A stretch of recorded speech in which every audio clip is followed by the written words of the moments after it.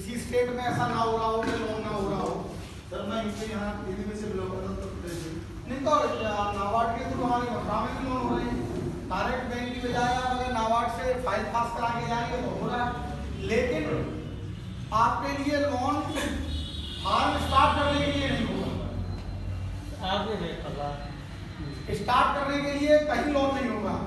लेकिन आप जब चाहे छोटे स्तर से उसको 4-6 महीने 7 महीने रन कर लेंगे, एस्टैब्लिश कर लेंगे अपना फार्म, उसके बाद उस फार्म को बढ़ाने के लिए लोन होगा।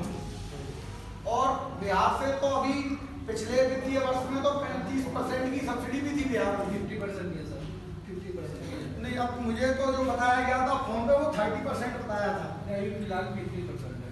सर कुछ नहीं एक्चुअली ऐसा हुआ था कि हमारे ट्रेनिंग थे, वो ट्रेनिंग में गए थे तो उन्होंने लोन के लिए अप्लाई किया। उनका और एक मित्र था तो बोले भाई ये अप्रैल की ट्रेनिंग में आएगा और यदि आप इसको मतलब उनके बीच मार्च 15-16 मार्च के लिए कॉल आया था। बोले यदि आप हमें सर्टिफिकेट दे दें पहले और ट्रेनिंग हम बाद में कर लें तो 31 मार्च लास्ट डेट है, हम लोन के लिए अप्लाई कर लेंगे। भाई इनका संस्था में ऐसा संभव नहीं है, ऐसा हम नहीं कर पाएंगे, वो तो आपको सर्टिफिकेट के बाद ही लोन मिलेगा। बोले अब ये पता नहीं है साहब, अभी तो सब्सिडी है, अब 31 मार्च के बाद नेक्स्ट फाइनेंशियल ईयर में रहेगी या नहीं रहेगी। बहुत सारी चीज़ें थी तो आप हाँ देखिए हर चीज़ की आवश्यकता है। मैं आपको करीब 23-24 पॉइंट्स फाइल में आपको मेंशन करते हैं, तो सारे एक एक करके हम लोग डिस्कस करेंगे वो पॉइंट। उसके अलावा एक 100 बकरी और 5 बकरे का 5 साल का पूरा प्रोजेक्ट आपको यहाँ भी दिखाऊंगा और उसकी एक हार्ड कॉपी दूंगा आपको। कल जब सर्टिफिकेट मिलेगा उसके साथ में एक हेल्थ कैलेंडर, एक चार्ट बना हुआ है कि आपको वैक्सीनेशन कैसे कैसे करना है, प्लस कुछ जनरल बातें जो आपको बकरी पालन के समय में ध्यान रखनी है, 32 पॉइंट हैं। और एक प्रोजेक्ट की हार्ड कॉपी जो आपको बैंक लोन के लिए सबमिट करनी है। मैंने कोशिश की है कि वो हर जगह उतना ही रहे, फिर भी मैंने उसको मैक्सिमम में बनाया है।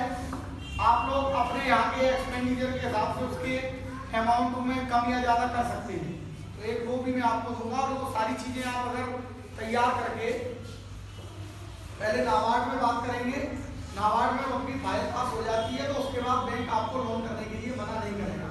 डायरेक्ट आप मैनेजर के पास जाएंगे तो वो स्पष्ट मना कर देगा साहब मैं बकरी पालन के लिए कोई लोन नहीं। लेकिन आप प्रॉपर चैनल से जाएंगे तो वो मना नहीं करेगा। नाबार्ड जब आपको लिख के देगा, आपका लोन सैंक्शन सब्सिडी सैंक्शन करके देगा, तो उसके बाद बैंक मैनेजर आपको लोन देने की मना नहीं करेगा। हाँ, आप अगर उसके बाद वो ये कहता है मैं लोन नहीं दूंगा, आपको एक प्रश्न करना है आपको, आप मुझे ऑन पेपर लिख के दे दो कि आप बकरी पालन के लिए मुझे लोन नहीं दोगे, तो मेरे ख्याल से उस मैनेजर में फिर इतनी ताकत नहीं रहेगी कि आपकी 1 नंबर की फाइल हो और नाबार्ड से पास हो और उसके बाद वो ये कह दे कि मैं लोन नहीं दूंगा, ये तो असंभव सी बात है। और अगर वो लिख के दे देता है तो वो बहुत ज्यादा दिन बैंक मैनेजर की सीट पर नहीं है। तो थोड़ा सा सारी चीजें यदि हम सिस्टम से करते हैं तो कुछ भी असंभव नहीं है। यहाँ आप कह रहे हैं, आपने नई बात नहीं कही है, बहुत सारे लोग इस बात को कहते हैं। पहली बात आप मेरी ध्यान रखें कि लोन जो होगा वो आपका बिजनेस बढ़ाने के लिए होगा, बिजनेस का शुरुआत करने के लिए नहीं होगा। चाहे आप 25-30 बकरियों से शुरू करें। बहुत लोगों ने, हमारे कई बैच के ट्रेनियों ने जिनको 1-1 साल हो गया है, तो बहुत लोगों ने लोन करा लिया है। तो ऐसी बात नहीं है कि लोन ना होता होगा, ना होता तो हर आदमी ये कहता था होता ही नहीं, तो सिलेक्शन की क्या आवश्यकता है, लेकिन होता है। और किसी स्टेट में जैसे अभी ये भैया बता रहे हैं कि बिहार में 50% सब्सिडी है, फिलहाल यूपी में सब्सिडी नहीं चल रही है। यूपी में सरकार बहुत अच्छी है, इसलिए इस समय सब्सिडी तो सर क्यों इसमें कौन बैंक का लोन देने वाले? हर बैंक लोन देगी। हर बैंक ये इस पे इंटरेस्ट रेट क्या रहता है, क्या इंटरेस्ट रहता है? इंटरेस्ट रेट तो ये उसका ही बैंक का ही अपना रहता है, मेरे ख्याल से बहुत कम रहता है, 7-8% का केवल, बहुत ज़्यादा है हैवी इंटरेस्ट नहीं होता। एक्चुअली अपनी जो ये इनकम है, ये जो हमारा बकरी पालन से जो हम इनकम कमाते हैं, ये इनकम नॉन टैक्सेबल होती है, इसमें टैक्स नहीं लगता। कब तक टैक्स नहीं लगता, इसकी भी एक लिमिट है, और वो लिमिट ये है कि जब तक ये हमारी एग्रीकल्चर इनकम है, जब तक ये हमारी एग्रीकल्चर इनकम है तब तक ये नॉन टैक्सेबल है। और जैसे ही ये एग्रीकल्चर से हटकर बिजनेस में आ जाती है फिर ये टैक्सेबल हो जाती है। और वो आती कब है कि जब तक हम जिंदा जानवर बेच रहे हैं, खरीद रहे हैं, बकरा बकरी बच्चे कुछ भी बेच रहे हैं, तब तक तो ये एग्रीकल्चर इनकम है। और जब हम बकरी के दूध के प्रोडक्ट बनाकर या मीट के प्रोडक्ट बनाकर बेचना शुरू कर दें तो ये हमारी बिजनेस इनकम हो जाएगी। और उस समय आपको अपनी फर्म रजिस्टर्ड भी करानी पड़ेगी और सारे टैक्स प्रक्रिया जो भी एक प्राइवेट कंपनी की होती हैं वो सारी प्रक्रिया आपको पूरी करनी पड़ेगी। तब कब, जब आप बकरी के दूध से प्रोडक्ट बनाएं या बकरी के मांस से कोई प्रोडक्ट बनाएं, यानी अपने यहाँ स्लॉटर करें। स्लॉटर करने के बाद जैसे आपको CIRG में कि आपने फिल्म में देखे थे, बहुत सारे मीट के प्रोडक्ट भी बताए थे उन्होंने।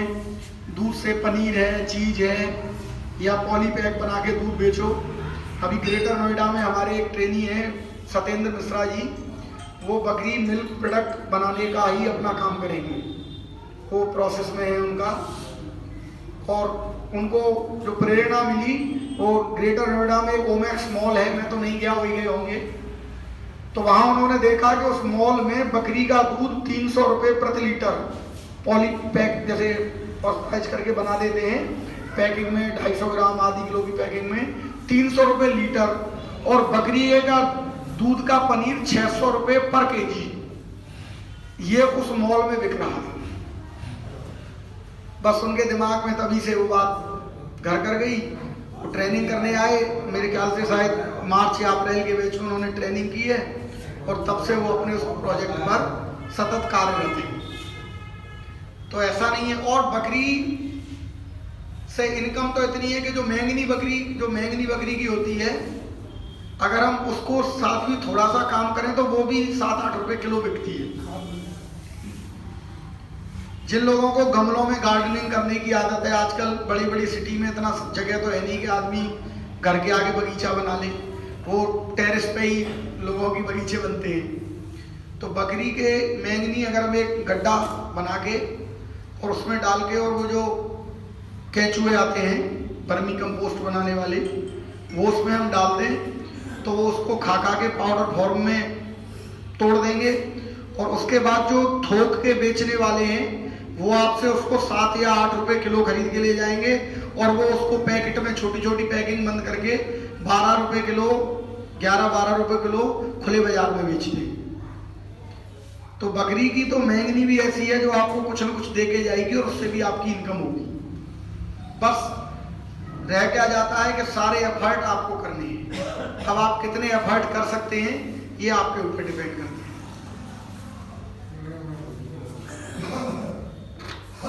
छोटी सी कुछ विशेषताएं जो बकरी पालन में हैं और जिसके कारण हम लोग इसको पालना चाहते हैं। सबसे पहली बात कि ये सबसे कम इन्वेस्टमेंट वाला बिजनेस है।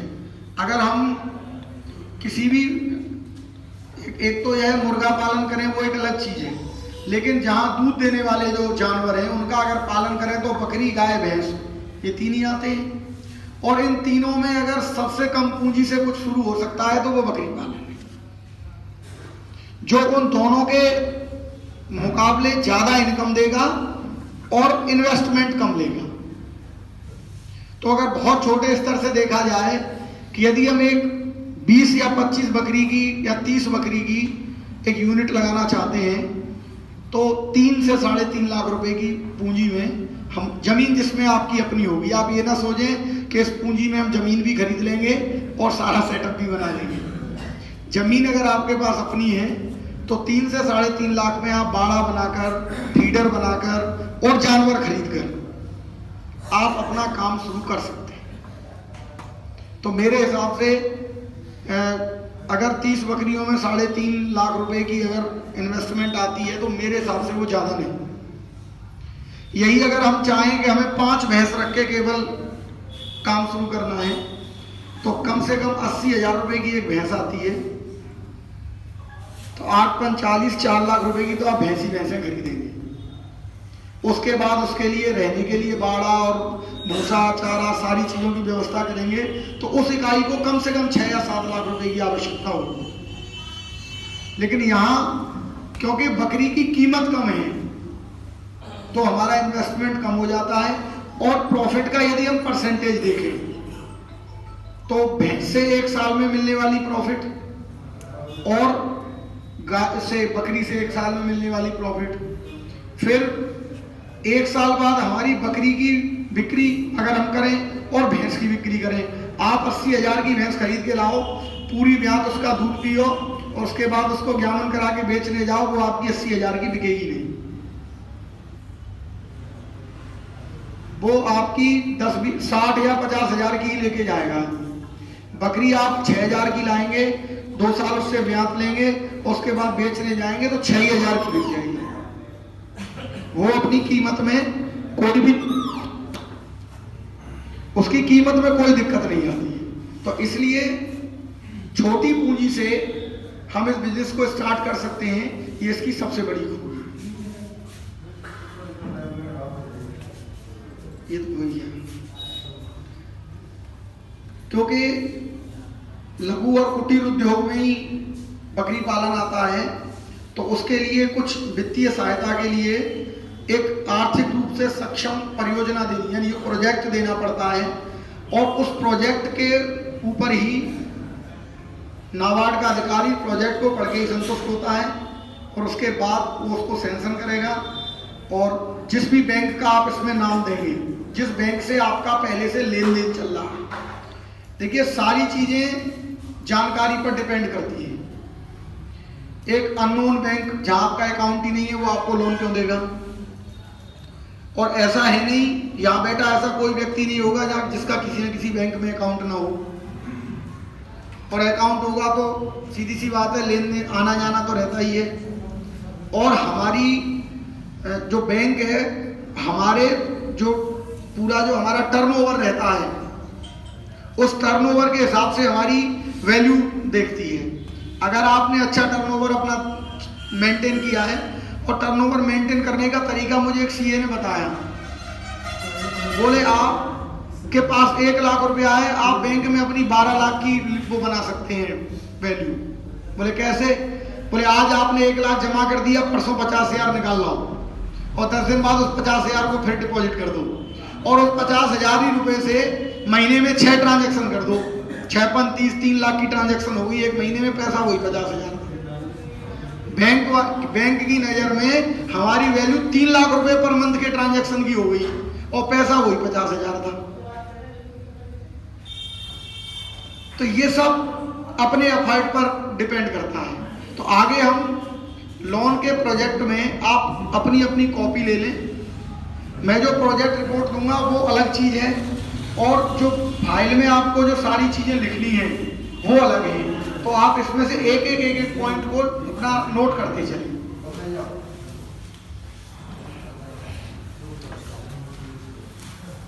तो सबसे पहला जो इसमें पॉइंट है वो है बैंक का नाम और कुल निवेश। कुल निवेश आप जो पूरा प्रोजेक्ट बनाएंगे उसके लास्ट में निवेश वाली पूरी वैल्यू आएगी। आपके लिए जो मैं थोड़ा सा दिखा दूं, 1 मिनट देख लीजिए। ये जो हमने पूरा प्रोजेक्ट बनाया है, इस प्रोजेक्ट इस प्रोजेक्ट में जो हमारी ये 16,92,220 मैं आपको आ जाएगा, मैं आपको बता रहा हूं, देख लो केवल। इसमें तकरीबन 17 लाख रुपए का आपका प्रोजेक्ट है। तो सबसे पहला जो पॉइंट है वो बैंक का नाम और कुल निवेश। तो कुल निवेश में आपको वो 17 लाख रुपए लिखने हैं जो आपने प्रोजेक्ट में बनाए हैं, और बैंक जिससे आप लोन कराना चाहते हैं। उसके बाद अधिकारी को प्रभावित करने के लिए एक पॉइंट बकरी पालन का महत्व। आप बकरी पालन करना क्यों चाहते हैं, ऐसा क्या है इस बिजनेस में जिसके प्रति आप आकर्षित हैं। तो जो सारी चीजें आपको बताई जा रही हैं, जैसे सर ने आपको शुरुआत में तो बताया था कि बकरी पालन क्यों, तो उसके ऊपर 2-4 लाइनें आप उसमें नोट करेंगे। तीसरा, आप जो लोन चाहते हैं वो उसका क्या उद्देश्य है, तो उद्देश्य तो मैंने ही लिख दिया है। फिर शेड बनाने हैं, बकरी खरीदनी है, बकरी के फीडर हैं वो बनाने हैं, पानी के लिए ट्यूबवेल लगाना है, तो जो भी हमें उस पैसे से हमें जो भी काम करना है वो सारे आप इसमें मेंशन करेंगे। हाँ, रीजन जो आप एड ले रहे हैं, लोन जो ले रहे हैं, उसको काय में इन्वेस्ट करेंगे। इन्वेस्टमेंट की जितनी भी आइटम्स हैं वो सारी चीजें आपको लिखनी है इसमें। थर्ड, आपका जो जलवायु है, जो आपका वहाँ का वातावरण है, एटमॉस्फेयर है, वो कैसा है। रीजन क्या है, इसमें आगे पॉइंट्स में आप बकरी की नस्ल बताएंगे, आपको किस नस्ल को पालना है। आप समझिए आप पीलीभीत में रहते हैं और आपने नस्ल लिख दी है कश्मीरी। अब कश्मीरी तो पीलीभीत में पलेगी नहीं, तो फिर आपको नाबार्ड लोन क्यों देगी, उसको तो आते ही मर जाना है।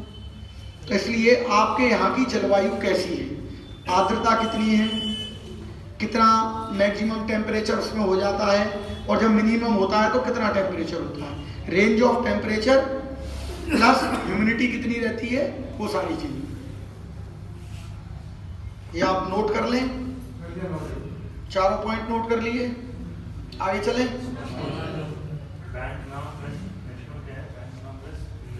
टोटल इन्वेस्टमेंट, हाँ, आप कितना अमाउंट चाहते हैं, total loan amount, name of bank और total investment, importance of goat farming. Second, उसके बाद आपके फार्म का क्षेत्र, स्थान का नाम, वो एड्रेस आपके फार्म का, आपको कहाँ फार्म बनाना है, क्या स्थिति है। अब स्थिति में सबसे पहला पॉइंट है कि आपका फार्म पक्की सड़क से कितनी दूर है, और आपके फार्म से कोई भी पशु अस्पताल या कोई पशु चिकित्सक कितनी दूरी पर है, distance of hospital.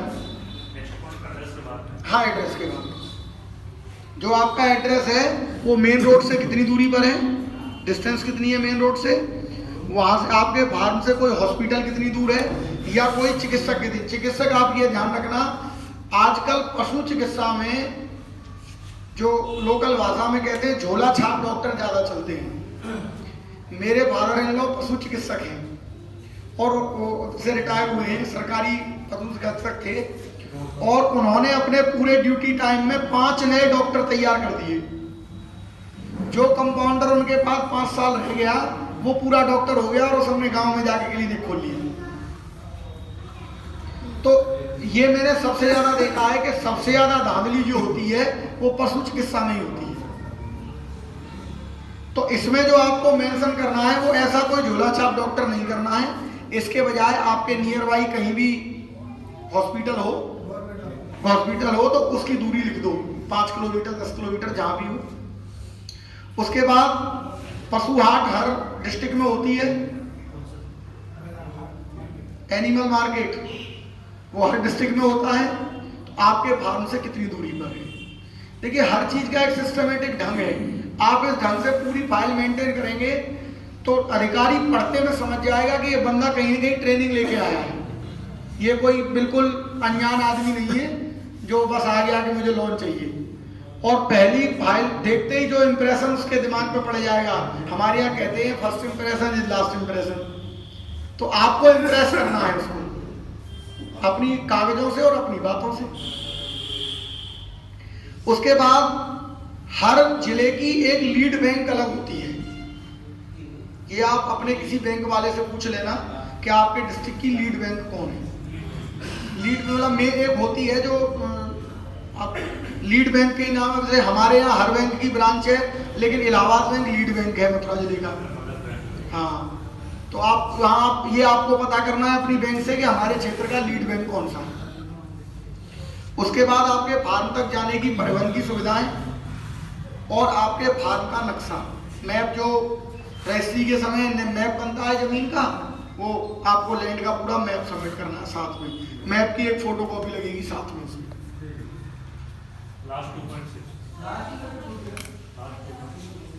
Last 2 points, एक तो ट्रांसपोर्टेशन की क्या फैसिलिटी है आपके यहाँ, और दूसरा आपके फार्म का मैप।